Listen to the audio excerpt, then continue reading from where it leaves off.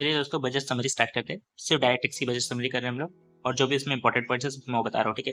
पहले income tax act 1961 हुआ करता था, अब वो इनकम टैक्स एक्ट 25 हो जाएगा और वो एप्लीकेबल होगा 1 अप्रैल 26 से। ये तो आपको पता ही था, ठीक है। अब एक चीज़ किया है कि इंटरेस्ट जो भी मिलता था मोटर एक्सीडेंट क्लेम्स पे, उस पर उसको एग्जाम कर दिया गया इनकम टैक्स से, और उसके ऊपर कोई टीडीएस भी नहीं लगेगा, ठीक है। अभी देखिए, जो ओवरसीज टूर पैकेज होता था, ठीक है, उस पर टीसीएस लगता था। वो टीसीएस लगता था 20% और 5% के रेट पे, पर उसे क्या कर दिया गया, अब 2% कर दिया गया है, मतलब बाहर घूमना सस्ता हो गया। अभी देखिए, टीसीएस लगता था, किस पे लगता था, एजुकेशन पे, उसको भी कम कर दिया गया, 5% से 2% पे कर दिया गया है, ठीक है, एलआरएस स्कीम में जो लगता था। अभी मैन पावर सप्लाई में पहले एम्बिग्युइटी थी कि वो पेमेंट टू कॉन्ट्रैक्टर है कि नहीं है, लेकिन अब उसे क्लियर कर दिया गया कि वो पेमेंट टू कॉन्ट्रैक्टर है, और उस पर टीडीएस कॉन्ट्रैक्ट के हिसाब से ही लगेगा।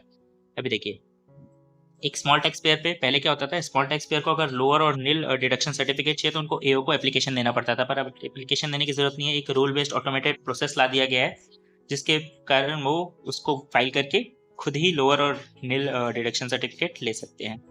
चलिए, अभी देखिए, टैक्स पेयर जो सिक्योरिटीज होल्ड करते थे मल्टीपल कंपनीज में, उनका डिपॉजिटरी एक्सेप्ट कर लेगा फॉर्म 15G और 15H, ठीक है। अभी टाइम को एक्सटेंड कर दिया गया है, किसके लिए, रिवाइज रिटर्न के लिए 31 दिसंबर से 31 मार्च कर दिया गया है। उसके लिए थोड़ी सी फीस लगेगी, फीस अभी बताया नहीं, फीस बताएंगे तो देखेंगे, ठीक है।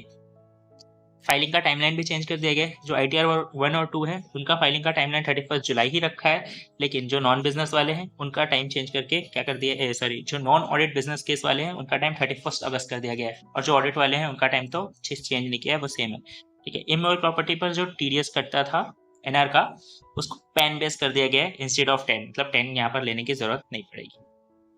और एसटीटी में कुछ चेंजेस आए हैं। देखिए, एसटीटी में फ्यूचर एंड ऑप्शंस का जो एसटीटी है उसे बढ़ा दिया गया है 0.05, 0.02 से हटा के 0.15, 0.1 और 0.125 को हटा के, ठीक है।